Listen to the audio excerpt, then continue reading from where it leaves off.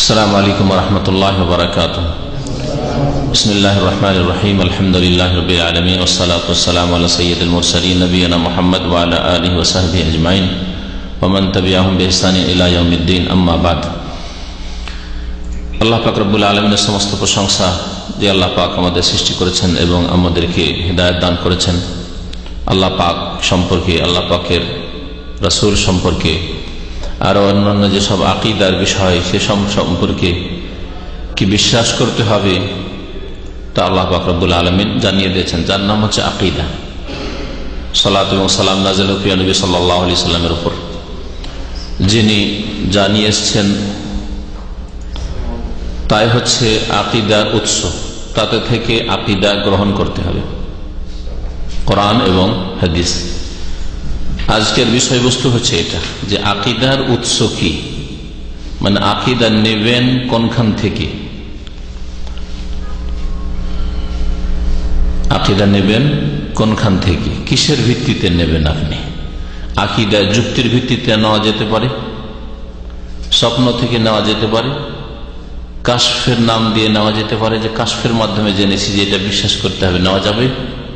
হ্যাঁ, তো যাবে না যাবে না, কোন কোন জিনিস থেকে নেওয়া যাবে যেগুলো হচ্ছে আকীদার উৎস, আর কোন কোন জিনিসগুলি আজকাল মানুষরা গড়ে নিয়েছে সেগুলির মাধ্যমে তারা মনে করে যে আমরা এইটা পেয়েছি ওইটা পেয়েছি, আর ওই সব বিশ্বাস রাখে।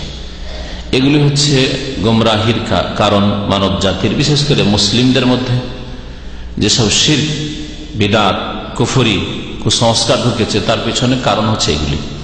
হাফিজাহুল্লাহ তাআলা বলছেন আল ফাসলুস সানি, এটা হচ্ছে দ্বিতীয় অধ্যায়, ফি বায়ানে মাসাদিরিল আকীদা, আকীদার উৎস সম্পর্কে, আকীদার উৎস কি, ও মানহাজুস সালাফ ফি তালাক্কিহা, এবং সালাফে সালেহিনের তরিকা পদ্ধতি সেটা গ্রহণ করার ক্ষেত্রে একটি বিষয় হচ্ছে আকীদার উৎস কি, কোনখান থেকে নেবেন আপনি, কিসের ভিত্তিতে নেবেন।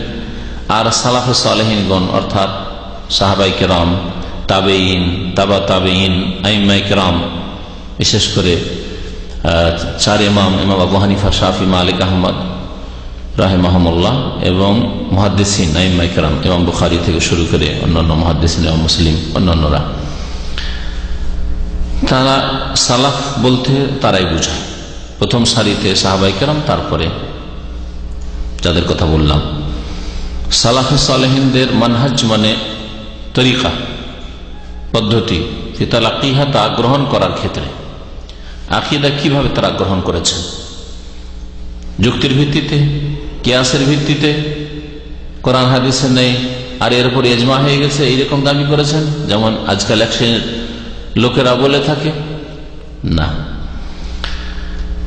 লেখক বলছেন আল আকীদাতু তাওকীফিয়া, আকীদা হচ্ছে তাওকীফি বিষয়, অর্থাৎ তাওকীফ বলা হয় যা ওয়াকফ থেকে, ওয়াকফা মানে থেমে যাওয়া, কোরআন সুন্নাতে যা আছে তাতেই থেমে যাওয়া, যাতে যুক্তির, কিয়াসের, তারপরে বিবেকের কোনো অধিকার নেই যে আমার বিবেক বলছে যে এইরকম হবে, আকল যেটাকে বলা হয়, আমার মনটা বলছে যে এইরকম বিশ্বাস হওয়া উচিত, এর কোনো স্থান নেই। তাওকীফি আকীদা, তাওকীফি মানে কোরআন এবং হাদিস দ্বারা প্রমাণিত হতে হবে। কোরআন হাদিস আছে তাহলে আকীদা বিশ্বাস করলাম, নেই বিশ্বাস করা যাবে না। এইরকমই আর একটি বাক্য এর সাথে শুনে নেন, আল ইবাদাতু তাওকীফিয়াতুন, যত ইবাদত আছে তাওকীফি মানে কোরআন সুন্নাহর উপর নির্ভরশীল, কোরআন সুন্নাহর মধ্যে সীমিত। কোরআন হাদিসে আছে তাহলে ইবাদত, আর কোরআন হাদিসে নেই আপনাকে ভালো লাগছে, এটা ইবাদত নেই, বিদআত, বিদআত। আর এখানে বিদআতের রাস্তা খুলেছে। এমন কি মন্দ কাজ করলাম, কাজটা তো ভালোই লাগছে, আমরা মিলাদ করছি, আমরা সবাই বারাত হালুয়া রুটি খাচ্ছি, কোন মন্দ কাজটা করলাম, গরিব মিসকিন খাওয়াইলাম, আর সারা বছর কবর জিয়ারত করতে পারি না, দলে দলে গেলাম, একটু কবর জিয়ারত করে আসলাম, বাপ মা আত্মীয় স্বজনের, গ্রামবাসীর, ইত্যাদি ইত্যাদি। না, এই যুক্তি চলবে না। ইবাদত আল্লাহ পাকের নৈকট্য লাভের বিষয়গুলি হচ্ছে তৌকিফি, অর্থাৎ কোরআন এবং হাদিসে সীমিত। কোরআন এবং সহি হাদিস, হাদিস বিশুদ্ধ সূত্রে প্রমাণিত এবং কোরআনে কারীম, এই দুটোকে সীমিত।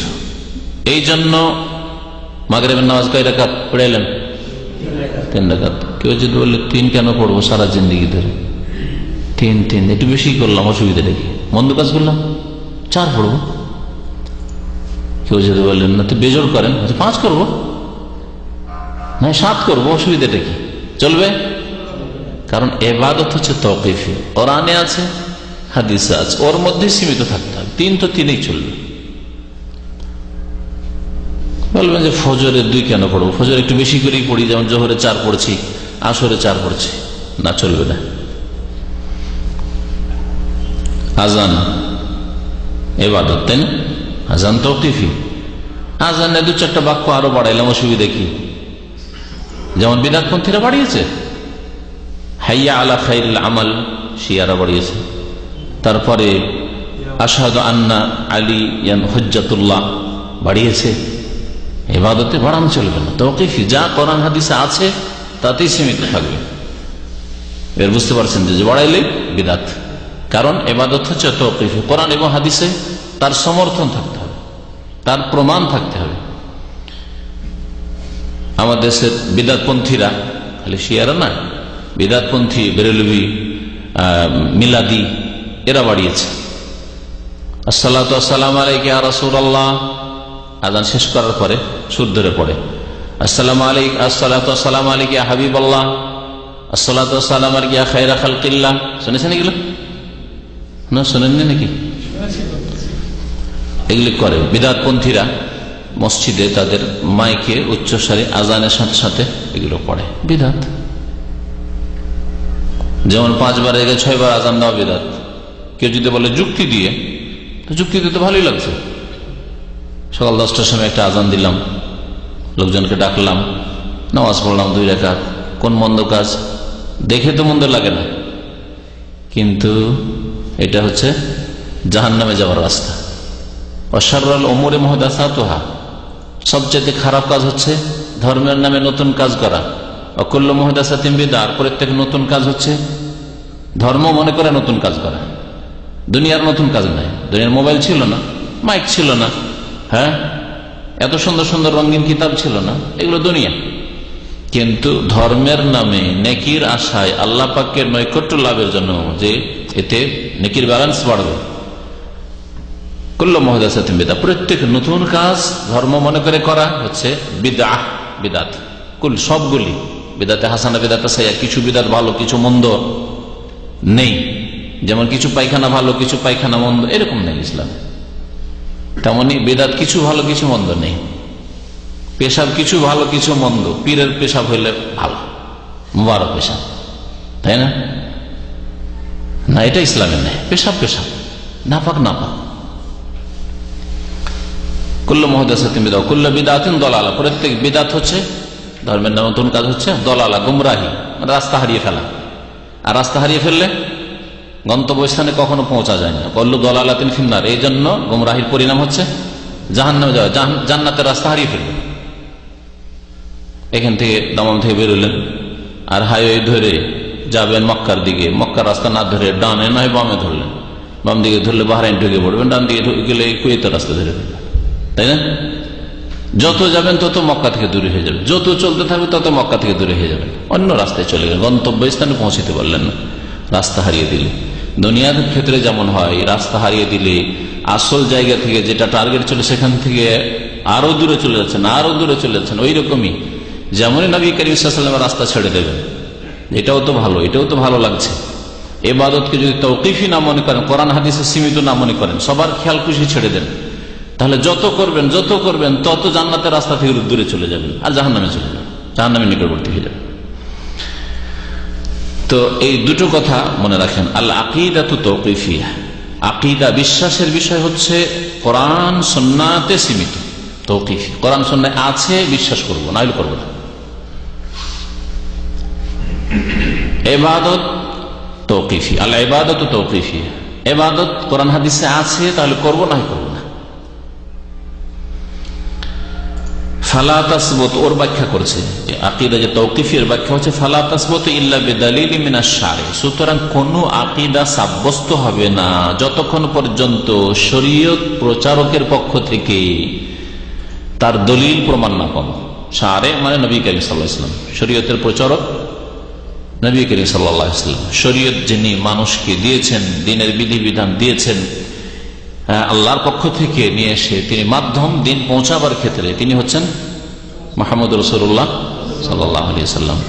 তার পক্ষ থেকে যদি দলিল না পায় তাহলে সেটা আকীদা নয়, সহি আকীদা নয়, সেটা ভ্রান্ত আকীদা।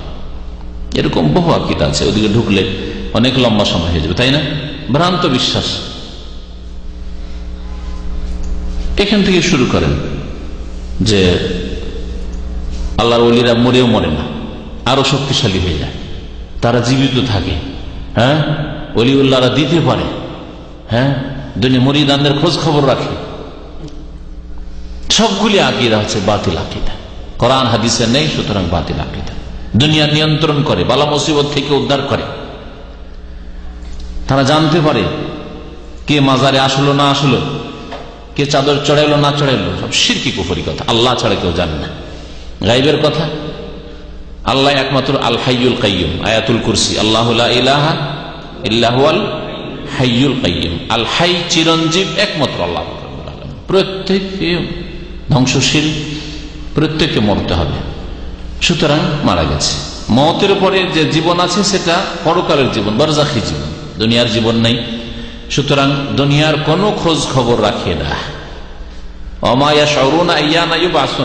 আল্লাহ বলছেন তারা জানেও না যে কখন তাদেরকে কবর থেকে উঠানো হবে, হাসর হবে, কিয়ামত হবে, আর কখন ওলিউল্লাহকে উঠতে হবে, কখন নবীকে উঠতে হবে, কেউ খবর রাখেন। অমায়া শরুন আইয়ানা ইউবাসুন, কোরআনে কারিমের কথা। ওয়ালা মাসরাহা ফিহা লিল রায় ওয়াল ইজতিহাদ, এবং আকীদার ক্ষেত্রে মতামতের এবং ইজতিহাদের, ইজতিহাদ মানে ধর্মীয় ব্যাপারে, ধর্মীয় বিষয়ে প্রচেষ্টা চালানো, জোহদ মানে মেহনত, পরিশ্রম। তো ধর্মের ব্যাপারে ইজতিহাদ মানে কোরআন সুন্নাহকে সামনে রেখে কিছু যুক্তি পেশ করলাম, যুক্তি লজিক দিয়ে, কিয়াস দিয়ে আমরা কিছু আকীদা সাব্যস্ত করবো, এটা হবে না। কোন স্থান নেই এতে কারো মতামতের, যে অমুক সাহেব এই মত পেশ করেছেন যে এই আকীদা রাখা যাবে,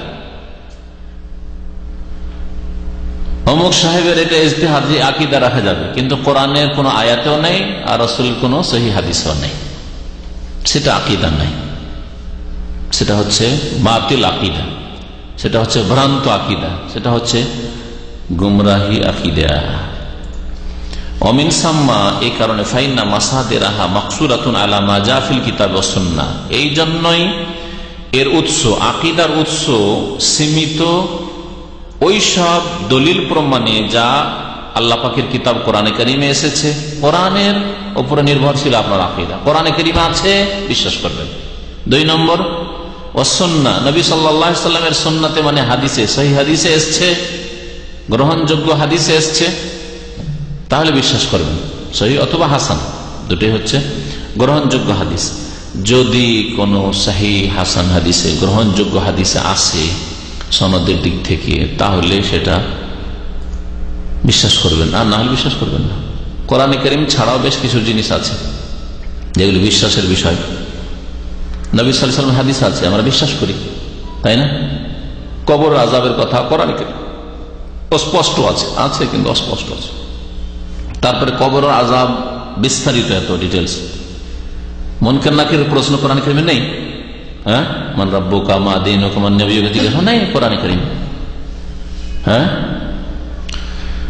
তারপরে প্রশ্ন হওয়ার পরে যদি নেক লোক হয় তাহলে জান্নাতের নিয়ামত ভোগ করতে থাকে, আর যদি অসৎ লোক হয়, গুনাহগার হয়, তো জাহান্নামের শাস্তি হতে থাকে, আগুনের শাস্তি হতে থাকে কবরের জীবনে। এগুলি কথা কোরআনে কারীমে রাসূলুল্লাহ সাল্লাল্লাহু আলাইহি ওয়াসাল্লামের হাদিসে রয়েছে। বিশ্বাস করি না? করি না? কিন্তু আমাদের দেশে এই সম্পর্কে যদি নেন, আরো বহু এরকম ভ্রান্ত বিশ্বাস আছে। সুফিবাদের যে সাজারা, সিলসিলা আছে, পীরদের সাজারা, যে পীরের মুরিদ হয়েছে, মুরিদ, ওই পীরের যে সাজারা আছে, ওই সাজারা সিলসিলা যে পরম্পরা, আপনার ওই যে আছে ওদের নামগুলি ওইগুলো যদি লিখে কাফনে বেঁধে দেওয়া হয় তাহলে মুনকার নাকির জিজ্ঞাসাই করবে না, মান রব্বকা মাদের জিজ্ঞাসাই করবে না। এই আকীদা আছে মুসলমানদের, এক শ্রেণীর লোকদের বাতিল আকীদা। এইরকম বহু বিষয় রয়েছে। আকীদা, আল্লাহ সম্পর্কে কি বিশ্বাস রাখবেন, তার রাসূল সম্পর্কে কি বিশ্বাস রাখবেন, আখিরাত সম্পর্কে কি বিশ্বাস, কোরআন কারীম সম্পর্কে কি বিশ্বাস, তাকদীর সম্পর্কে কি বিশ্বাস, তাই না? আল্লাহ পাকের নবী রাসূলগণ, কিতাব, এই সম্পর্কে বিষয়, এগুলো হচ্ছে আকীদা। বিশেষ করে এগুলো হচ্ছে মৌলিক বিষয় আকীদার। এছাড়া অবিশ্বাসের বিষয় হচ্ছে যেমন দাজ্জালের বিশ্বাস, ইয়াজুজ মাজুজের বিশ্বাস, হ্যাঁ বিশ্বাস। কিছু কোরআনে আছে, কিছু রাসূলুল্লাহ সাল্লাল্লাহু আলাইহি ওয়াসাল্লামের হাদিস আছে। ইয়াজুজ মাজুজের কথা কোরআনে কারীমে আছে, কিন্তু দাজ্জালের কথা হ্যাঁ সহিহ হাদিস আছে। যেমন কোরআন বিশ্বাস করবেন তেমন রাসূলুল্লাহ সাল্লাল্লাহু আলাইহি ওয়াসাল্লাম হাদিস বিশ্বাস করবেন। লিআন্নাহু লা আহাদা আ'লামু বিল্লাহ, কোরআন এবং হাদিসে আপনার বিশ্বাসকে, আকীদাকে সীমিত রাখবেন এই জন্য যে আল্লাহ সম্পর্কে আল্লাহর চাইতে বেশি কেউ জানে না। আল্লাহ কোথায় এই বিষয়টি উঠায়, কারণ এখানেই ভেজাল প্রথম আমাদের দেশে, তাই না? আল্লাহ কোথায়, আল্লাহ বেশি জানেন না আমরা বেশি জানি? সবচেয়ে বেশি আল্লাহ পাক জানেন। আল্লাহ কোথায়, আল্লাহ বেশি জানেন। আর তারপরে আল্লাহ সম্পর্কে সবচেয়ে বেশি রাসূলুল্লাহ সাল্লাল্লাহু আলাইহি ওয়াসাল্লাম জানেন। আর এই সামান্য কথা যদি আপনাকে জিজ্ঞাসা করা হয় যে আপনি কোথায়, এটা আপনি বেশি জানেন না আপনার স্ত্রী বেশি জানেন, কি বলবেন? নিজে বেশি জানেন যে কোথায় বসে আছেন আপনি। তাহলে আল্লাহ সম্পর্কে আল্লাহ সবচাইতে বেশি জানেন এবং সঠিকটা জানেন। আর আমার জানা, আপনার জানা যদি আল্লাহ পাকের জ্ঞানের ভিত্তিতে না হয়, মানে কোরআন হাদিসের ভিত্তিতে না হয়, তাহলে ভুল হইতে পারে। কারণ আল্লাহ কোথায় আপনি কি করে আপনি গুলি মারি দেবেন, এমনিতে দিল ছুড়ে দেবেন না। কারণ আল্লাহ সম্পর্কে আল্লাহর চাইতে বেশি কেউ জানে না। ওয়ামা ইয়াজিবু লাহু ওয়ামা ইউনাজ্জাহু আনহু মিনাল্লাহ, এবং আল্লাহর জন্য কি আবশ্যক বিশ্বাস করা, এবং আল্লাহকে কোন জিনিস থেকে পাক পবিত্র করতে হবে, আল্লাহ চাইতে বেশি কেউ জানে না। আল্লাহ বলছেন আমি আকাশে আছি, আমিনতুম মান ফিস সামায়ে, তোমরা কি নির্ভীক হয়ে গেছো, ভয় করো না সেই সত্তাকে যিনি ফিস সামায়ে মানে কি আকাশের উপরে আছেন, তাই না? আর রহমান ও আলাল আরশি ইস্তাওয়া, রহমান দয়াবান আরো সর্বসমাসীন রয়েছেন। আল্লাহর কথা কিনা কোরআনে কারীমের কথা, তো আল্লাহ তার সম্পর্কে বলেছেন, সুতরাং এটা বিশ্বাস করতে হবে। এর বিপরীতে কেউ বিশ্বাস রাখে আল্লাহ সর্বত্র বিরাজমান, আল্লাহ সবকিছুতেই বিরাজমান, আল্লাহ সব জায়গায়, কলবে কলবে মুমিনের কলবে কলবে আল্লাহ, তাহলে বাতিল কথা নাই। ওয়ালা আহাদা বাদাল্লাহি আ'লা বিল্লাহি মিন রাসূলিল্লাহি সাল্লাল্লাহু আলাইহি ওয়াসাল্লাম, এবং আল্লাহর পরে আল্লাহ সম্পর্কে আল্লাহ রাসূল সাল্লাল্লাহু আলাইহি ওয়াসাল্লামের চাইতে বেশি কেউ জানে না। 2 নম্বরে যেমন বললাম আল্লাহ সম্পর্কে সবচেয়ে বেশি জানেন রাসূলুল্লাহ সাল্লাল্লাহু আলাইহি ওয়াসাল্লাম চাইতে কেউ বেশি জানে না। কিন্তু সুফিবাদে এমন কুফরি কথা শিখিয়েছে, এমন কুফরি কথা শিখিয়েছে যে একজন সুফি পীর ভণ্ড, সে বলছে বায়েজিদ বোস্তামি, ভালো করে শুনে রাখেন, বায়েজিদ বোস্তামির নাম শুনেছেন? বায়েজিদ বোস্তামি পারস্য দেশের লোক ছিল, জানি না বাংলাদেশে ওর মাজার আছে, আছে না চিটাগাঙে? চিটাগাঙে না? এ বায়েজিদ বোস্তামি বলছে এরা সব গুমরাহ ছিল। শুনে রাখা ভালো করে, তাদের উক্তি, তাদের আকীদা, তারা যা পেশ করেছে তা স্পষ্ট প্রমাণ করে যারা পথভ্রষ্ট ছিল। বলছে খুদনা বাহরান ওয়াকাফাল আম্বিয়া আলা সাহিলি, আমরা এমন সমুদ্রে পাড়ি দিয়েছি, খাদা এখুদ মানে ডুবে যাওয়া, ডুব দেওয়া, পানিতে ডুব দেওয়াকে খাদা এখুদ বলা হয়। খুদনা বাহরান এমন সমুদ্রে আমরা পাড়ি দিয়েছি, ডুব দিয়েছি, ওয়াকাফাল আম্বিয়া আলা সাহিলি, নবী রাসূলরাও তার কিনারায় গিয়ে থেমে গেছে। সমুদ্র নবী রাসূলগণ এসে এখানে থেমে গেল, আর যেতে পারল না, কিন্তু আমরা দিলাম একবারে পাড়ি, ডুব দিলাম। এটা হলো ভণ্ডদের কথা। এই সুফিবাদের অধিকাংশই আকীদা। এই জন্য যারা পীরতন্ত্রে বিশ্বাসী, কোন পীরের মুরিদ, তাদের কাছে রাসূলুল্লাহ হাদিস বলেন একটু পরোয়া নেই, কোরআনের কথা বলেন কোনো পরোয়া নেই। কিন্তু উলিয়া উলিয়া বলেছেন, বিশেষ করে তাদের তরিকার লোক বলেছেন, অমুক পীর সাহেব বলেছেন, আরে সুবহানাল্লাহ, পীর সাহেব বলেছেন। ولهذا كان منهج السلف الصالح ومن تبعهم في تلقي العقيدة مقصورا على الكتاب والسنة। এই জন্য সালাফে সালেহিন, সাহাবায়ে কেরাম, তাবেঈন, তাবা তাবেঈন, ইমাম আবু হানিফা, শাফি, মালিক, আহমদ, আইম্মা মুহাদ্দিসিন, ইমাম বুখারী, মুসলিম, আবু দাউদ, নাসাঈ, তিরমিজি, ইবনে মাজাহ, আরো সমস্ত মুহাদ্দিসিন কেরাম, তাদের যারা অনুসারী, ওমান তাবিআহুম, আর যারা তাদের অনুসরণ করেছেন। তারপরে ইমাম ইবনে তাইমিয়া, ইবনুল কাইয়িম, হাফিজ ইবনে হাজার, শেখ মুহাম্মদ আব্দুল ওয়াহাব রাহমাতুল্লাহ আলাইহিম আজমাইন। ফি তালাক্কিল আকীদা, আকীদা গ্রহণ করতে হবে কি থেকে? তাদের মানহাজ হচ্ছে মাকসুরান আলাল কিতাব ওয়াস সুন্নাহ, কোরআন এবং সুন্নায় সীমিত। কোরআন সুন্নাহ থেকে আকীদা নিতে হবে। কোরআনে কারিমে আছে আর না হলে রাসূলুল্লাহ সাল্লাল্লাহু আলাইহি ওয়াসাল্লামের হাদিস আছে। এর উদ্ভট আকীদা বহু আছে, প্রতিদিন ওসব ফিরিয়ে লাভ নেই। যে কোনো উদ্ভট আকীদা পেশ করবে তখন বলবেন যে কোরআনের কোন আয়াত আছে, রাসূলের কোন হাদিস আছে। যেমন আমাদের দেশে আকীদা আছে সফর মাস চলছে, আমাদের দেশে কুলক্ষী নেওয়া আছে অনেক কিছু থেকে, আর কুলক্ষী শিরক, তেয়ারা তো শিরক, নবী সাল্লাল্লাহু আলাইহি ওয়াসাল্লাম কুলক্ষী নেওয়া হচ্ছে শিরক। আরব জাহিলিয়াতের যুগে মুশরিকরা সফর মাসকে অশুভ কুলক্ষী মনে করত। এই সফর মাসে যে চাঁদের মাস চলছে, কোন বিবাহ শাদী করাইত না।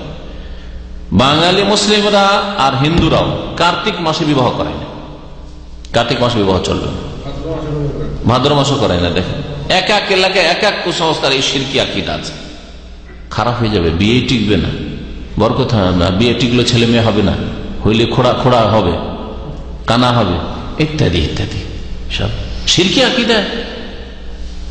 জিজ্ঞাসা করেন ওদেরকে যে কোন কোন আয়াতে আছে, কোন হাদিসে আছে। আর আপনাকে যদি জিজ্ঞাসা করে কুলক্ষী নাও, আত্মীয়ারা তো শিরক। সাফার, সফর মাস বলে কিছু নেই। মা আয়েশা রাদিয়াল্লাহু তাআলা বলছেন যে জাহিলিয়াতকে শাওয়াল মাসে বিবাহ শাদী করাকে অশুভ মনে করা হইতো, যে টিকবেই না, বিবাহতে বরকত হবে না।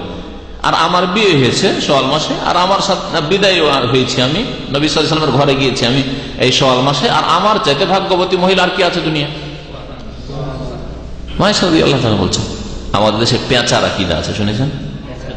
পেঁচার ডাক যদি রাত্রে শুনে, আমরাও ছোটকালে শুনেছি, আর বুড়িগুলো আশেপাশের বলতো কাকে যে নিতে এসছে গ্রামের, কে যে যাবে রে, কার উপর যে বালা মুসিবত আসে। আর পেঁচা যদি দেখে নিয়েছে, পেঁচা যদি দেখে নিয়েছে যে পেঁচার একটা বদ অভ্যাস আছে, চোখ বড় বড় করে দেখে, চোখগুলি বড়, আরে দেখে মানুষদের, আরে দেখছিস না খেতে এসছে, খেতে এসছে, যে জানলা দিয়ে দেখছে খাবে কাকে, এই বাড়ির কাউকে খেবে। এই আকীদা বাঙালি সমাজে মজুদ আছে, ভারত বাংলাদেশে। কথা বুঝতে পেরেছেন? নবী করিম সাল্লাল্লাহু আলাইহি ওয়াসাল্লাম বলেছেন যে লা আদওয়া ওয়ালা তিয়ারাতা ওয়ালা হামাত, হামা মানে এই পেঁচা, পেঁচার আকীদা ইসলামের কোনো অস্তিত্ব নেই, স্থান নেই। যে পেঁচা যদি আওয়াজ দেয় তাহলে বালা মুসিবত আসবে, পেঁচা দেখলে পারে কোনো কিছু আপনার বাড়ি থেকে নিতে এসছে মানে কাউরি মত হয়ে যাবে, এসব কিছু নেই, শিরকি আকীদা। সুতরাং কোরআন এবং হাদিস যা প্রমাণ করে আল্লাহ পাক সম্পর্কে, তার ওপর সালাফে সালেহিন ঈমান নিয়ে এসেছেন, সাহাবায়ে কেরাম, তাবেঈন, তাবা তাবেঈন ঈমান নিয়ে এসেছেন। কোরআনে কারিমে আছে, রাসূলের হাদিস আছে, তারা ঈমান নিয়ে এসেছেন। ইমাম মালিক রহমতুল্লাহ আলাইহি তার উক্তি এখানে বললে আরো বুঝতে সুবিধা হবে। তাকে একবার এসে একজন লোক জিজ্ঞাসা করছে ইস্তিওয়া সম্পর্কে, মানে আর রহমান আলাল আরশি ইস্তাওয়া, আল্লাহ পাক আরশে সমুন্নত, আর আরশ আল্লাহ পাক রব্বুল আলামিন আসমান জমিন সবকিছুর ঊর্ধ্বে আছে, আর আল্লাহ পাক রব্বুল আলামিন আসমান জমিন সবকিছুর ঊর্ধ্বে, সৃষ্টির ঊর্ধ্বে আল্লাহ পাক রব্বুল আলামিন। তো ওই লোক এসে জিজ্ঞাসা করছে ইস্তিওয়া মানে কি, মানে আল্লাহ কোথায়, আল্লাহ কোথায়? নবী করিম সাল্লাল্লাহু আলাইহি ওয়াসাল্লাম যা বলেছেন, কোরআনে কারিমে যা আছে তাই বলেছেন ইমাম মালিক রাহমাতুল্লাহ আলাইহি। ইমাম মালিক বলছেন আল ইস্তিওয়া মা'লুমুন, আল্লাহ পাকের আরশে সমুন্নত হওয়া এটা জ্ঞাত, মানে কোরআন হাদিস দিয়ে জানা, আমরা জানি, বলবো না যে জানি, বলতে পারবো না। আপনাকে জিজ্ঞাসা করছে আল্লাহ কোথায়, বলছে মা জানি না ভাই, জানি না চলবে না, মুসলিম জানতে হবে আল্লাহ কোথায়। তাই যদি হইতো তাহলে তো বলতেন মালুম, বলতেন না গায়র মালুম বলতেন, তাই না? আল ইস্তিওয়া মালুমুন, সুতরাং এইটাও জবাব দেওয়া যাবে না। কেউ যদি জিজ্ঞাসা করে আল্লাহ কোথায়, বলবেন যে না জানি না। অথবা এর চাইতে মারাত্মক আমাদের দেশে আছে, কি জিজ্ঞেস করলে তুমি কলমা পড়ো, কলমা পড়ো, তোবা করো, গিয়েছে তোমার ইমান। আমাদের কোন ছাত্রকে দেশে গিয়েছিল, গিয়ে আচ্ছা বলেন তো দেখি ভাই, ও গিয়ে মানে এটা দিয়ে পরীক্ষা করেছে, জানে যে এটা রোগ আছে, বলেন তো ভাই আল্লাহ কোথায়? কি বললেন? গেছে আপনার ইমান, তাড়াতাড়ি কলমা পড়ে না, তাড়াতাড়ি কলমা পড়ে। ইমাম মালিক রহমতুল্লাহ যখন জিজ্ঞাসা করা হলো তাহলে তাই বলতেন, যদি সেটা ইসলাম হতো। তাহলে ইসলাম হচ্ছে আল ইস্তিওয়া মালুমুন, আল্লাহ আরশের ওপরে আলো সমুন্নত, এটা জানা মালুম। আপনারা বুঝতে পারছেন এই আরবি? হ্যাঁ। ওয়াল কাইফু মাজহুলুন, কিন্তু ধরন অজানা। মজহুল মানে অজানা, জাহাল মানে অজ্ঞতা, আর মজহুল মানে অজানা, যা অজানা। তাই আল্লাহ কেমন ভাবে আছেন কেউ যদি জিজ্ঞাসা করে, জানা নেই। আপনারা যদি জিজ্ঞাসা করে আপনি কোথায় আছেন, বলছে এখানে চেয়ারে বসে আছি। যে কেমন ভাবে বসে আছেন বলতে পারবেন না? পারবেন না। এইভাবে বসে আছি ভাই, মুখে হাত দিয়ে বসে আছেন, যেমন কেউ হাতে হাত দিয়ে বসে আছেন, বলতে পারবেন আপনি। কিন্তু আল্লাহ পাক কেমন ভাবে আরশের ওপর সমুন্নত, এটা আমাদের জানা নেই। আল্লাহ পাক আল্লাহর মতো সমুন্নত, আল্লাহর মতো, কোনো কিছুর সাথে তুলনা আমরা জানি না, কিন্তু জানি যে আল্লাহ পাক আরশের ওপর সমুন্নত। আল ইস্তিওয়া মালুম ওয়াল কাইফু মাজহুল ওয়াস সাওয়ালু আনহু বিদআতুন। আর এইরকম জিজ্ঞাসাবাদ করা, জিজ্ঞাসা মানে এই জিজ্ঞাসা করা আল্লাহ কোথায় জিজ্ঞাসা করা যাবে না এটা নয়, জিজ্ঞাসাবাদ করা আর সন্দেহ করা, ও ছিল আসলে প্রথম বিদআত প্রকাশ পেতে যাচ্ছে। আল্লাহ কেমন করে, সেই যুগে নতুন নতুন যুক্তি, আল্লাহ তাহলে তো একদিকে হয়ে যায়, এগুলি গোমরা করেছে। একদিকে হয়ে যায় আল্লাহ উপরে, তার মানে দিকে, দিক বলা যাবে না, কোন দিকে ইশারাই করা যাবে না, এইখানে গোমরা হয়েছে। ওই লোক সম্পর্কে মালিক বুঝতে পারলেন যে এটা বিদাতি আছে। তারপরে দেখো এই রকমের জিজ্ঞাসাবাদ করা আর সন্দেহ পোষণ করাই হচ্ছে বিদাতি কাজ। হ্যাঁ, ওয়া ইনকার হু কুফরুন, আর অস্বীকার করা যে আল্লাহ আরশে নেই, আল্লাহ সর্বত্র বিরাজমান, এরকম কথা বলা হচ্ছে কুফরি কথা। ইনকার হু কুফরুন, ইনকারুল ইস্তিওয়া, আল্লাহ আরশের উপর সমুন্নত, এ কথা অস্বীকার করা হচ্ছে কুফর। তারপরে জানেন বিদাতিকে থাকতে দেননি, ওই বর্ণনায় রয়েছে ইমাম মালিক ছাত্রদেরকে বললেন যে এই বিদাতিকে বের করে দাও এখান থেকে, আমার দর্শ মসজিদে নববীতে। ইমাম মালিক রহমতুল্লাহ দর্শ মসজিদে নববীতে হইতো, আমাদের মতো এরকম এতে না। রাসূলুল্লাহ সাল্লাল্লাহু আলাইহি মসজিদে তার সারা জীবন দর্শ চলেছে, বের করে দেওয়া এখান থেকে। কারণ এই প্রথম বিদাত মানুষের মগজে ঢুকাচ্ছে যে আল্লাহ কি করে আরশের উপর হইতে পারে, তাহলে তো দিক বলতে হচ্ছে। নবী করিম সাল্লাল্লাহু আলাইহি ওয়াসাল্লাম ওই মেয়েকে পরীক্ষা করেছেন, আইন আল্লাহ জিজ্ঞেস করেছেন না করেননি? তাহলে শুধু জিজ্ঞাসা জানার জন্য করা যাবে, কিন্তু কেমন কথা বলছেন আল্লাহ উপর দিকে, তাহলে কি তাহলে আল্লাহ পাক রব্বুল আলামিন, তাহলে আল্লাহ পাকে কোনো কিছু ঘেরে আছে নাকি? যেমন ভাই আপনি চেয়ারের উপর, মানে চেয়ারের আপনার দুটো হ্যান্ড আপনাকে ঘেরে আছে, পিছন দিকটা ঘেরে আছে, হ্যাঁ, সামনের দিকে একটা আপনার সীমানা আছে। আল্লাহ পাকের ক্ষেত্রে এই সব প্রযোজ্য নাই। হ্যাঁ, এইরকম কথাবার্তা যদি কেউ বলে, বেশি প্রশ্ন করে, তাহলে এটা হচ্ছে বিদাতীদের লক্ষণ, বের করে। হ্যাঁ, বলছেন যে সালাফে সালেহিনরা আল্লাহ পাক সম্পর্কে কোরআন হাদিসে যা পেয়েছেন তার প্রতি ঈমান নিয়ে এসেছেন, ওয়া তাকাদুহু, সেই বিশ্বাস করেছেন, ওয়া আমিলু বিহি, আর সেই মোতাবেক আমল করেছেন। এমনকি বিদআতপন্থীও দোয়ার ক্ষেত্রে এর উপরই আমল করে। যখন আল্লাহ পাকের কাছে দোয়া করে তো সর্বত্র বিরাজমান চিন্তা করে দোয়া করে। তার প্রকৃতি বলছে যে আল্লাহ পাক আমার ঊর্ধ্বে, সবকিছুর ঊর্ধ্বে। আল্লাহর কাছে দোয়া করে তখন মনটা কোন দিকে যায়? ঊর্ধ্ব আকাশে। মন কিন্তু এইদিকে থাকেন, সর্বত্র বিরাজমান, তাহলে তো এইভাবে সব জায়গায় আমার ডানে বামে সবকিছুতে আল্লাহ, তাই না? এটাকে বলা হয় দলিলুল ফিতরা। শুনে রাখেন, এটা হচ্ছে প্রাকৃতিক দলিল যে আল্লাহ পাক রব্বুল আলামিন সৃষ্টি জগতের ঊর্ধ্বে। এই মানুষের নেচার, প্রকৃতি বলছে কথা।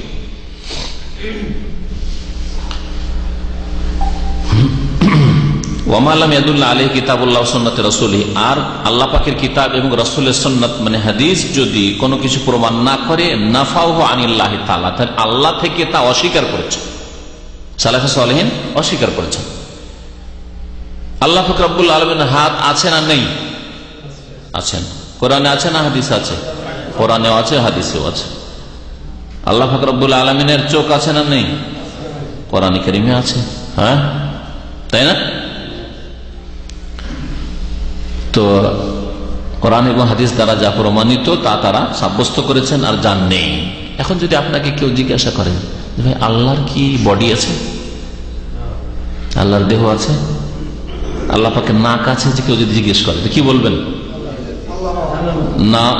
নাও বলবেন, নাও বলবেন না, কি বলবেন জানি না, আল্লাহ আল্লাহ। হ্যাঁ, এটা হচ্ছে সঠিক জবাব। না মানে আপনি না করলেন, আপনাকে আল্লাহ জানায়নি, তার মানে এই নয় যে নেই, আর হ্যাঁও নয়। আল্লাহ যতটা জানিয়েছে তা বিশ্বাস করেন, কথা বোঝা গেছে? আর যা আল্লাহ পাক বলেননি সে সম্পর্কে আপনি খেয়াল খুশি বলেন। না বললে একটা হুকুম লাগালেন, আর হ্যাঁ বললে একটা হুকুম লাগালেন। আপনার হুকুম লাগাবার অধিকার কোথায়, বুঝতে পারছেন না? যেমন একটা লোক বলছেন যাও, এটা একটা হুকুম, আর যেও না, দুটি হুকুম। আপনার এই অধিকার হইতে না হবে, এই অধিকার কি দিল যে আল্লাহ সম্পর্কে বলছেন আছে আর নেই বলবেন আপনি? বলে ভাই কোরআন হাদিসে আসেনি, তাই এই ব্যাপারে আমরা চুপ, বলতে পারবো না। আল্লাহু আ'লাম, আল্লাহ বেশি জানে।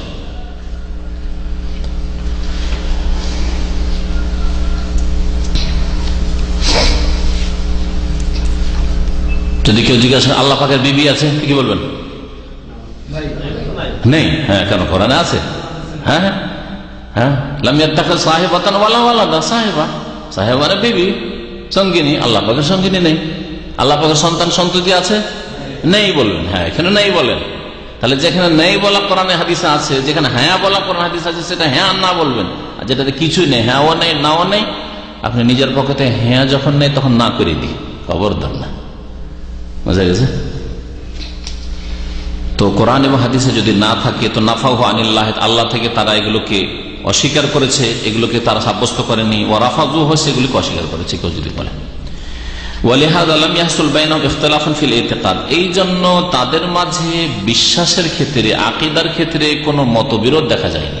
সাহাবায়ে কেরামদের মধ্যে, তাবেঈনদের মধ্যে, তাবেঈন যারা কোরআন সুন্নাহর উপর ছিলেন, কারণ তাবেঈনদের জামানা থেকে কিন্তু খারিজিদের বিদআত আর শিয়াদের বিদআত, হাফেজিদের বিদআত, এই দুই বিদআত শুরু হয়েছিল। দুটো ফিরকা, গোমরাহ ফিরকা বেরোচ্ছে।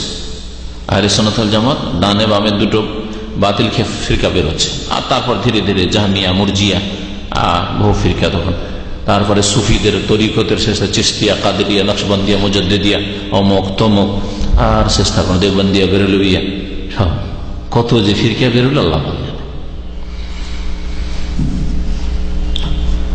সাহাবায়ে কেরাম, তাবেঈন, তাবা তাবেঈন যারা কোরআন সুন্নাহ ধরেছিল, তাদের মাঝে বিশেষ করে সাহাবায়ে কেরামদের জামানায় কোন রকমের আকীদাতে ইখতিলাফ দেখা যায়নি।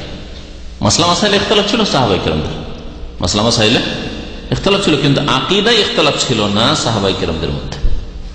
বাল কানাত আকীদাতুহুম ওয়াহিদা, বরং তাদের আকীদা এক আকীদা ছিল। আল্লাহ সম্পর্কে তাদের আকীদা এক ছিল। ওয়া কানাত জামাত ওয়াহিদা, আর যখন আকীদা এক তখন তাদের দলও ছিল একটা, দল একটা। তাহলে মুসলিম জাতির দল একটা না তার বেশি? আজকালকার মুসলমানদের যদি বলেন যে ভাই মুসলিম সব একটা, তো বলে কি বললেন? তাহলে চার মাযহাবকে উড়িয়ে দিলেন। এবার চারটা দল তো আছেই, হানফি, শাফি, মালিকি, হাম্বলি তো আছেই, আবার তারপরে আশারি, মাতুরিদি আছে। হ্যাঁ, এগুলো সবগুলি ওদের কাছে আহলে সুন্নাত। আর তারপরে আকীদার ক্ষেত্রে ইখতিলাফ, আশারি মাতুরিদির ইখতিলাফ হচ্ছে আকীদার ইখতিলাফ, সেগুলিও তাদের কাছে আহলে সুন্নাত। যদিও হানাফি, শাফি, মালিকি, হাম্বলি যদি অরিজিনাল হয় তাহলে আকীদার ইখতিলাফ নয়, মাসলা মাসাইলের ইখতিলাফ অরিজিনাল। আর ডুপ্লিকেট যদি হয়, নকলি হয়, তাহলে আকীদার ইখতিলাফ আছে। কারণ বর্তমান যুগে যারা মাযহাবধারী তারা ইমাম আবু হানিফা, ইমাম শাফি, অন্য আইম্মায়ে কেরামদের যে ফিকহি মাযহাব শুধু তাতে সীমিত নেই, তারা আকীদাতে আশারি হয়ে গেছে, নাহি মাতুরিদি হয়ে গেছে। ওইসব আকীদা ইমাম আবু হানিফা, শাফি, মালিক, আহমদ তাদের এইসব আকীদা ছিল না। যার ফলে বর্তমান যুগে যারা মাযহাবের দাবিদার, আকীদার ক্ষেত্রে তারা মাযহাবের অনুসারী নয়। একটা আলোচনা অনেক দিন থেকে করব, একটা অনেক দিন আগে করেছিলাম, প্রকৃত হানাফি কে, অডিওতে ছিল। আর ইনশাআল্লাহ তাআলা সময় চলে যাচ্ছে, এবার খুব শীঘ্রই করবো ইনশাআল্লাহ, যে আসলে প্রকৃত মাযহাবধারীকে কয়েক ভাগ করে ইনশাআল্লাহ তাআলা পেশ করবো, যে কোনটাকে আসল হানাফি বলবেন, কোনটাকে আসল শাফেঈ বলবেন, কোনটাকে আসল মালিকই বলবেন, এটাকে না ওইটাকে না ওইটাকে, ইনশাআল্লাহ। যদি ভুলে যাই ২০০০ সপ্তাহের মধ্যে মনে করে দিলাম। তাদের আকীদা এক ছিল, তাদের দলও এক ছিল। আল্লাহ পাক এক দলের কথা বলেছেন না ৪-৮-এর কথা বলেছেন? মযহাবের ক্ষেত্রে ৪টা করে দিল, ফাটল ধরিয়ে দিল। তরিকতের ক্ষেত্রে মেন ৪টা করলো, আর মেন ৪টা থেকে কত যে শাখা প্রশাখা সুফি তরিকতের বেরিয়েছে আল্লাহ পাক জানেন। আল্লাহ বলছে ইন্না হাযিহি উম্মাতুকুম উম্মাতুন ওয়াহিদা, তোমাদের এই উম্মত হচ্ছে নিঃসন্দেহে উম্মাতুন ওয়াহিদা, এক উম্মত, জামাতে একটা। আর সবগুলিকে আল্লাহ বলছেন ওয়াতাসিমু বিহাবলিল্লাহি জামিআন, তোমরা সকলে আল্লাহ পাকের রশিকে মজবুত করে ধারণ করো, একটা দল হইতে হবে। সুতরাং যথাসাধ্য ইখতিলাফ, মতবিরোধ কমাবার চেষ্টা করতে হবে। আর এই কমানো সম্ভব কিসের ভিত্তিতে? সংখ্যাগরিষ্ঠতার ভিত্তিতে। ধরেন আপনারা ওইদিকে বেশি বসে আছেন, ঠিক না, আর আমি এইদিকে, আমরা দুজনে বসে আছি। তো বললেন যে আপনারা দুজন এদিকে থাকলে কেমন হবে, আপনারা দুজন এদিকে চলেছেন, আমরা এক হয়ে। এটা একতার ভিত্তি, নাকি আপনারা ভুল পথে আছেন বা ভুল জায়গায় আছেন, আমরা ঠিক জায়গায় আছি, তো সব এক জায়গায় হওয়া, যেখানে ঠিক জায়গায় সেখানে আসা, ঠিক পয়েন্টে, ঠিক পয়েন্টে আসতে হবে। আর সঠিক পয়েন্ট হচ্ছে কোরআন এবং হাদিস। তা কোরআন এবং হাদিসকে মজবুত করে ধরে তার ভিত্তিতে বিনা শর্তে কোরআন হাদিস মানব, কোন শর্ত নাই যে অমুক ইমাম সাহেব বললেন, হুজুর বললেন, কি বললেন না, না, কোরআন এবং হাদিস সবকিছুর ঊর্ধ্বে থাকবে, মানুষের মতামত, ব্যক্তি মতামতের ঊর্ধ্বে থাকবে। এর ভিত্তিতে একতা আসতে হবে। সংখ্যাগরিষ্ঠতার ভিত্তিতে আমাদের দল ভারী, তোমরা খামাখা গ্রামে 10টা লোক আলাদা হওয়ার কি এটা কোন কথা হইল? তোমরাই ভুল পথে আছো, আমরা 500 জন, তোমার 10-20 জন, এটা যুক্তি চলবে না। এটা হচ্ছে জাহিলিয়াতের যুক্তি। হ্যাঁ, জাহিলিয়াতের যুক্তি।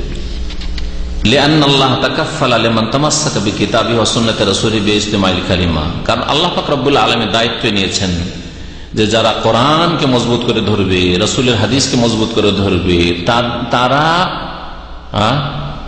এক হইতে পারবে। বেইজতিমাইল কালিমা, তাদের বাক্য, তাদের কথা এক হবে।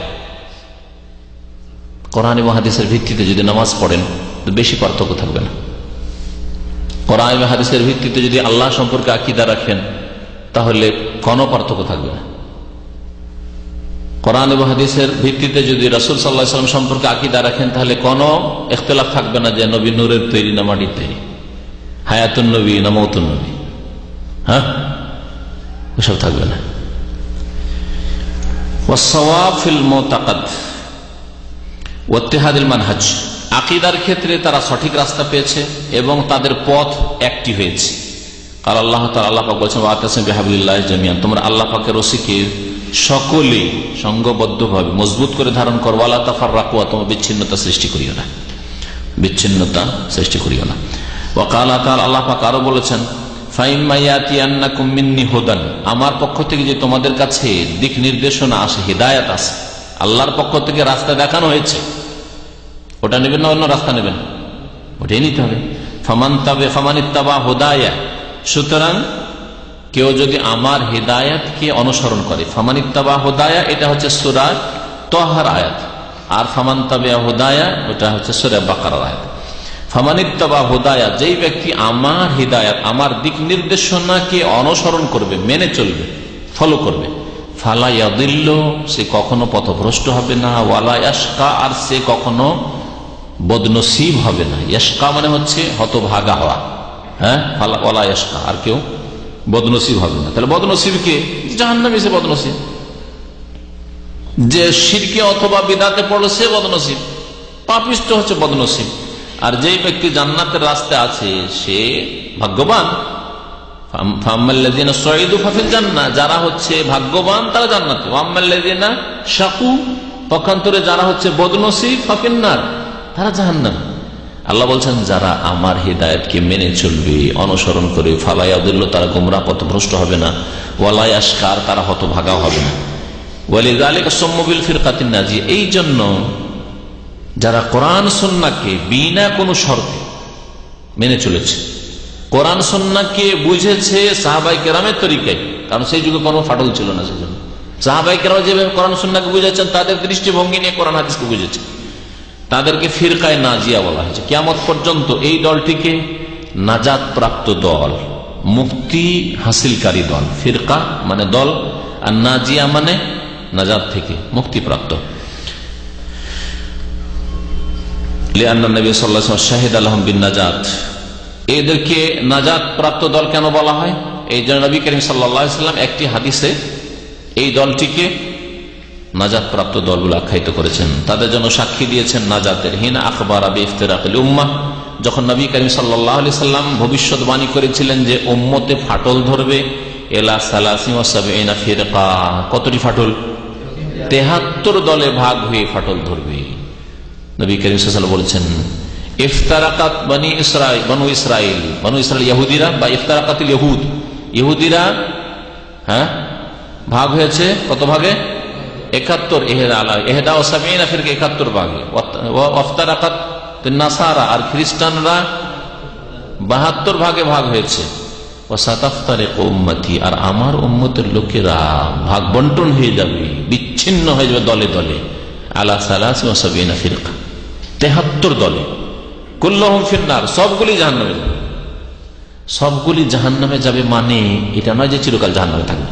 এই কথাটা আপনারা ভালো করে মুখস্থ করেন, কারণ এটা অনেকে বুঝে না। হেদায়েত হয়েছে সামান্য, কিছু পড়েছে, আর তারপরে সবগুলিকে জাহান্নামে মানে চিরকাল জাহান্নামে বানিয়ে দিল, আর মনে করলে যে জান্নাত আমার জন্য শুধু বরাদ্দ। না, এটা ভুল। 73 ফিরকা আর 72 ফিরকা জাহান্নামে যাবে। নবী সাল্লাল্লাহু আলাইহি ওয়াসাল্লাম এই কথা তো বলেননি যে এগুলো খালেদিন সবগুলি, একথা বলেছেন। এর মধ্যে যারা একেবারে বড় শিরক, বড় কুফরি করেছে, তারা চিরকাল জাহান্নামে থাকবে, আর ফিরে আসেন, শিরক কুফরিতে ফিরে আসেন, ওই অবস্থায় মরে গেছে সেগুলি। আর যারা বিদআত করেছে, ছোট শিরক করেছে, শিরকে আসগার করেছে, ওরাও তো ফিরকা অনেকগুলি, সেগুলি কিছুদিন জাহান্নাম, দীর্ঘদিন জাহান্নাম তাদের অপরাধ হিসাবে। এমনও ফিরকা হবে যেগুলি জাহান্নামের হকদার, জাহান্নাম তাদের পানিশমেন্ট ছিল হয়তো 2-4 বছর, 2-4-6 মাস বা কিছুদিন, কিন্তু তারা যেহেতু মুসলিম ছিল, নামাজি ছিল, বিদআতপন্থী নামাজি ছিল, শিরক পর্যন্ত পৌঁছানি, বড় কুফরি পর্যন্ত পৌঁছানি, ইসলাম বিনষ্টকারী কোনো কাজ করেনি, সুতরাং তাদের জন্য হতে পারে নবী সাল্লাল্লাহু আলাইহি ওয়াসাল্লাম শাফাআত, হতে পারে আল্লাহ পাকের রহমত, হতে পারে কবর আযাব দিয়ে মাফ। কবর আযাব হয়েছে যে দেখা গেল যে কবর আযাব দিয়ে ওই যে জাহান্নামী দল ছিল, কবর আযাব ও জাহান্নামের শাস্তি কিছু পেয়েছে, জান্নাতে গেল। আহলে সুন্নাত ওয়াল জামাত কোরআন সুন্নাহর অনুসারীদের সাথে জান্নাতে যাচ্ছে, আশ্চর্য হওয়ার কিছু নেই। এই হাদিসের ব্যাখ্যা বিস্তারিত এইভাবে বোঝা উচিত, কারণ আমাদের দেশে বক্তা হাদিস পড়ে দিল, জান্নাত জাহান্নাম হুকুম লাগিয়ে দিল, কোনো ওর বিস্তারিত কিছু ব্যাখ্যাও করলো না। সবগুলি চিরকাল জাহান্নামে তো থাকবে না, জাহান্নামে চিরকাল থাকবে একমাত্র যারা নিজের ইসলামকে পুরোপুরি নষ্ট করে দিয়েছে, ভঙ্গ করেছে, বড় শিরক করে, বড় কুফরি করে, বড় মুনাফিক করে। কুল্লুহা ফিন্নার, নবী সাল্লাল্লাহু আলাইহি ওয়াসাল্লাম কি বলেছিলেন? সবগুলি জাহান্নামে ইল্লা ওয়াহিদা, একটি দল। ওয়াল্লামা সুইলা আন হাযিহিল ওয়াহিদা, এই একটি দল যে জান্নাতে যাবে, একটি দল জান্নাতে যাবে মানে ওই দলটি জাহান্নামে যাবে। ওই দলটি দখুল আউয়ালি হবে, মানে জান্নাতে প্রথম থেকে যাবে, প্রথম থেকে জান্নাতে যাবে। তাদের বাকি আমল ঠিক হয়। তাহলে এমন নয় যে আকীদা বিশ্বাস ঠিক, আল্লাহ সম্পর্কে আকীদা ঠিক, রাসূল সম্পর্কে আকীদা ঠিক, পরকাল সম্পর্কে আকীদা ঠিক, ঠিক না, কিন্তু নামাজি ঘাটতি জাহান্নামে যাবে না। আকীদার কারণে জাহান্নামে যাচ্ছে না, কিন্তু নামাজ ঘাটতি, ফজর নামাজ পড়ে সেজন্য জাহান্নামে যাচ্ছে।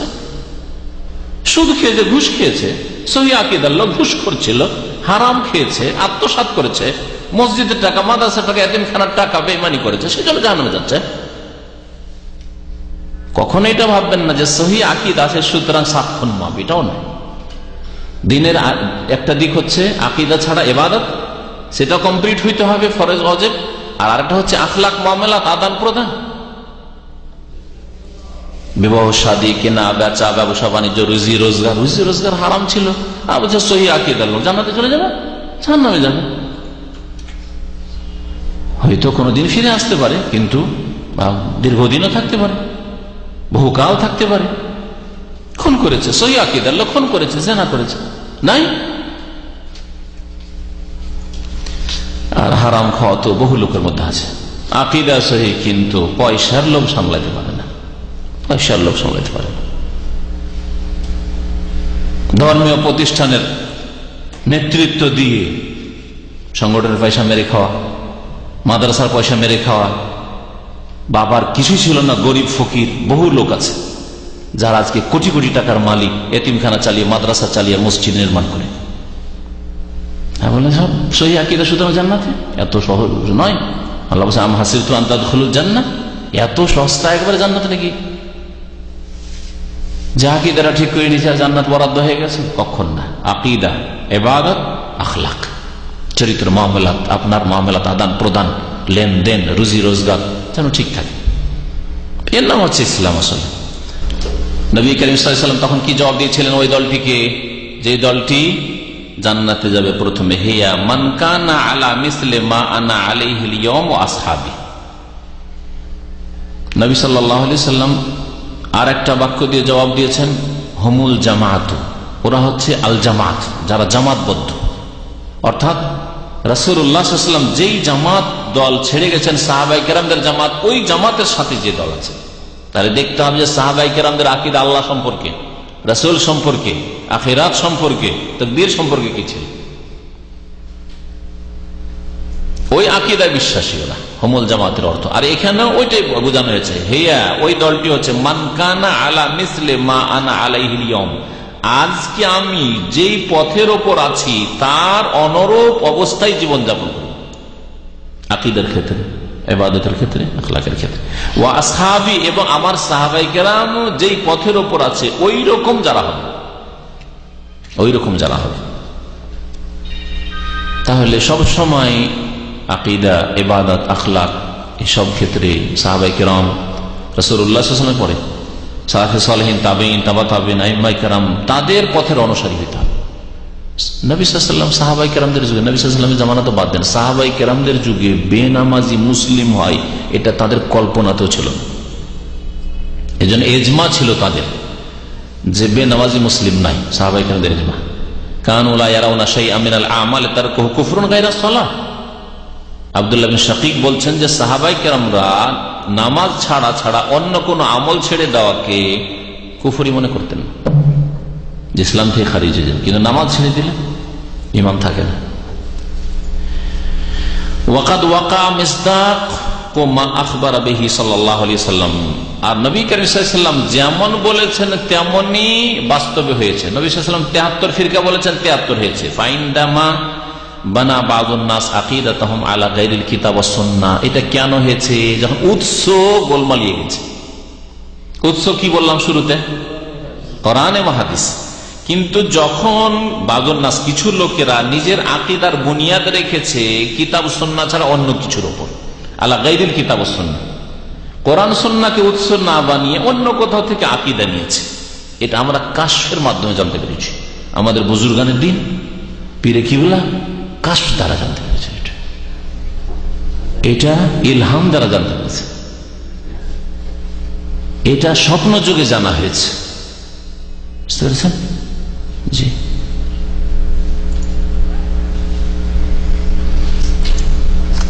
এটা রেজালুল গায়ব তারা জানিয়েছে। রেজালুল গায়বের একটা আকীদা আছে, মানে অদৃশ্য কিছু আর ওলিউল্লাহর আছে, গৌস, কুতুব, আবদাল, ওদের মাধ্যমে জানা হয়েছে।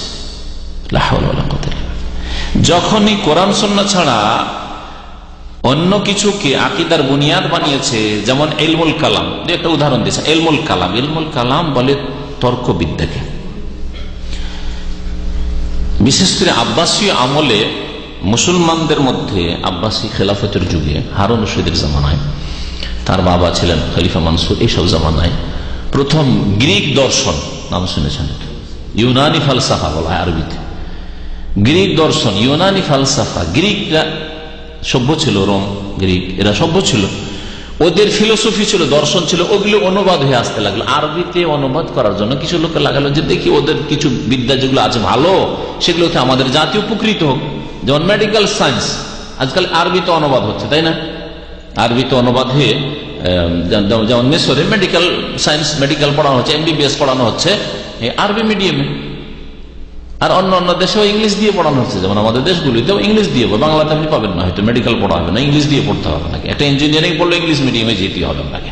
বাংলা মিডিয়ামের ছেলেকে ইঞ্জিনিয়ারিং ঢুকলে বা মেডিকেলে ঢুকলেও ইংলিশ মিডিয়ামে যেতে হবে। তো ওরা ওই জামানে মনে করলো, প্রথমখানে মনে করলো যে ওদের বিদ্যাগুলো আসুক, কিছু দর্শন শিখি, ওদের থেকে যদি কিছু উপকৃত হইতে পারি। কিন্তু উপকার কি হবে? বিজাতি কাফেরদের বিদ্যা এসে তাদের আকীদাই বরবাদ করে দিল। যুক্তিকে 1 নম্বরে রাখলো আকল, আর নাকল কোরআন হাদিসের দলিলকে 2 নম্বরে। আল্লাহ যদি আসমানের উপর হয় তাহলে তো বলতে হয় যে আল্লাহ একদিকে আছে, তাহলে তো এই ছাদের নিচে নেই, জমিনে নেই, আল্লাহ উপর দিকে আছে। তো আল্লাহর একটা সাইড হয়ে গেল, তাহলে এদিক তো খালি আল্লাহ থেকে ইশারা করা হয়ে গেল। এইভাবে গোমরা হয়েছে। ইলমুল কালামে যারাই গেছে, ইলমুল কালামে ব্যস্ত হয়েছে আশআরীরা, মাতুরিদীরা, আর ব্যস্ত হয়েছে মুতাজিলা। মুতাজিলা বেশি গোমরা হয়েছে, যারা কোরআনকে আল্লাহর সৃষ্টি মাখলুক বলে দিল এবং বড় বড় আইন মাইকেরামদের জুলম অত্যাচার করেছে তাদের শাসকরা এবং তাদের বিদাতি আলেমরা। আর একদল নিজেদেরকে আহলে সুন্নাত ওয়াল জামাত বলে আশারি মাতুরিদীরা, তারা তাদের বিরুদ্ধে লড়াই করতে করতে তারাই ওই কুফরির কাদাতে আছাড় খেয়ে তারাই ঈমান আমল হারিয়ে দিল, তারাও গোমরাহ হয়ে গেল। আল্লাহ পাকের 7টা সিফাত মানা যাবে, কিন্তু আল্লাহ পাকের ওইগুলো দিক মানা যাবে না। আল্লাহ পাকের হাত মানা যাবে না, কুদরতি হাত। আল্লাহ পাকের পা মানা যাবে না, আল্লাহ পাকের চক্ষু মানা যাবে না। আল্লাহ পাকের চক্ষু মানে রক্ষণাবেক্ষণ, দেখাশোনা, আল্লাহ দেখাশোনা করেন।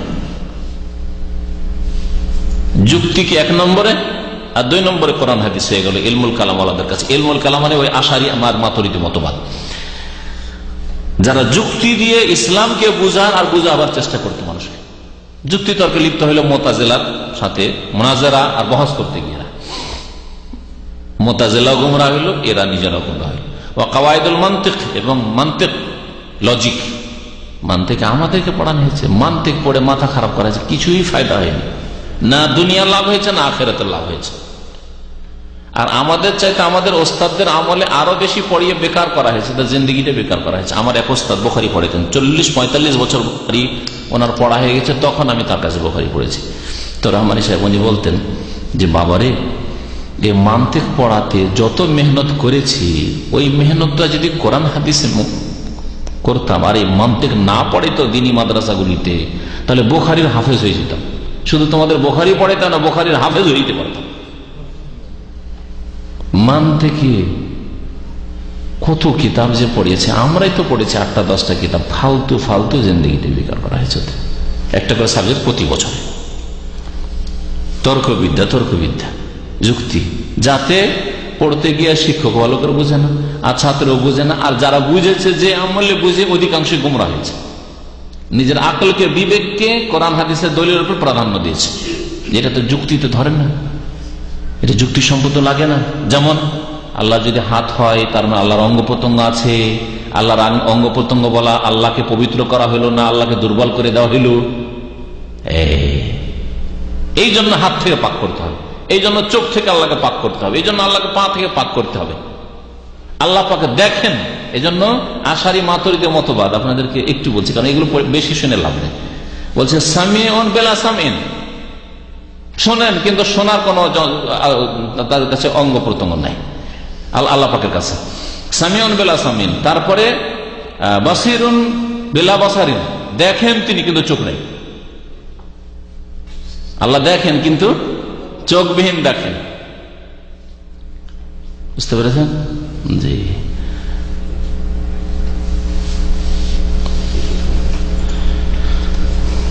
তো যদি কোনো ব্যক্তি সম্পর্কে বলা হয় যে অমুক ব্যক্তির চোখ নেই, হ্যাঁ, হাত নেই, পা নেই, তো কি সে খোড়া?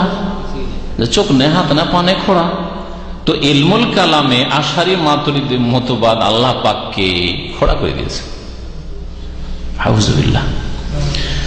ওয়া কাওয়াইদুল মানতিক আল মাওরুসাইন আন ফালাসিফাতিল ইউনান, গ্রিকের দর্শন বিদ্যায় যারা পণ্ডিত, তাদের কাছ থেকে যা তারা উত্তরাধিকার হিসাবে পেয়েছিল, মানে ওই তর্জমা করে অনুবাদ করে আসলো মুসলিম দেশগুলিতে, আর পেয়ে নিজেরাই গুমরাহ হইল। হাসাল আল ইনহিরাফ, তখন বক্রতা চলে আসলো মুসলিম সমাজে, মুসলিম আলেমদের মধ্যে। ওয়াত্তাফাররুক, আর বিচ্ছিন্নতা সৃষ্টি হলো ফিল ইতিকাদ, আকীদায়। মিম্মা নাতাজা আনহু ইখতিলাফুল কালিমা, যার থেকে মুসলিম জাতির কালিমায় মতানৈক্য সৃষ্টি হলো। আর একটা কালিমা থাকলো না। আমরা লা ইলাহা ইল্লাল্লাহ বিশ্বাসী, আমাদের কিবলা এক, আল্লাহ পাক এক, কোরআন এক, রসুল এক, সুতরাং আমরা জাতিতে এক না। আশারি পয়দা হলো, মাতুরিদ পয়দা হলো, মুরজিয়া পয়দা হলো, জাহমিয়া পয়দা হলো, কাদরিয়া পয়দা হলো, জাবরিয়া পয়দা হলো। কাদরিয়া যখন তকদির অস্বীকার করলো, জাবরিয়া বললো তার উল্টোটা। বহু দল এরকম পয়দা হলো শুধু যুক্তি খাটিয়ে। ওয়াতাফাররুকুল জামাত, এবং মুসলিম জামাতের মধ্যে বিচ্ছিন্নতা সৃষ্টি হলো। ওয়াতাসাদ্দু বিনাইল মুজতামাল ইসলামী, ইসলামী সমাজের যে বুনিয়াদ তাতে ফাটল ধরল। তাসাদ্দা মানে ফাটল ধরা। এইভাবে কোরআন সুন্নাহকে উৎস মানে কোরআন সুন্নাহ থেকেই আকীদা নিতে হবে, এটা না করার কারণে এই অবস্থা হয়েছে। লেখক আরো দিকগুলি উল্লেখ করেনি যে কারণে জাতি গুমরাহ হয়েছে। তা হচ্ছে সুফিবাদ যখন আসলো, সুফিবাদ কোরআন এবং হাদিসকে তারা উৎস বানাইল না। তার মধ্যে একটা ইলহাম, কাশফ, স্বপ্ন, মানাম, খাব, এগুলি তাদের কাছে গুরুত্ব পেল। আর তারপরে তারা তখন ইলমকে, বিদ্যাকে ভাগ করলো, শরীয়ত আর মারিফত, মানে বাতিনি ইলম আর জাহিরি ইলম। বাতিনি ইলম শুধু ওই খেজেরের তরিকায় পীরদের কাছে এসছে, আর জাহিরি ইলম আবু হানিফা, শাফি, মালিক, আহমদ এসব আইম্মা আর এদের কাছে এসছে, ফোকাহাদের কাছে এসছে। এদের কাছে বাতিনি ইলম নাই। হ্যাঁ, সুতরাং বাতিনি ইলম হলে হাটহাজারি ফারেক হলো, দেওবান ফারেক হলো, বাতিনি ইলম হাসিল করার জন্য পীর ধরতে হবে, মুরিদ হইতে হবে। যার ফলে বহু আলেমরা মাদ্রাসা ফারেক হয়ে ওই পীরের মুরিদ, জাহেল পীরের মুরিদ। আর যদি বলেন যে না, সে মাদ্রাসা পড়েছেও, তো সে বিদআত পড়েছে, সেও জাহেল, মানে কোরআন এবং হাদিসের জ্ঞান থেকে জাহেল। এইভাবে গুমরাহ হয়েছে, যার ফলে বহু বাতিনি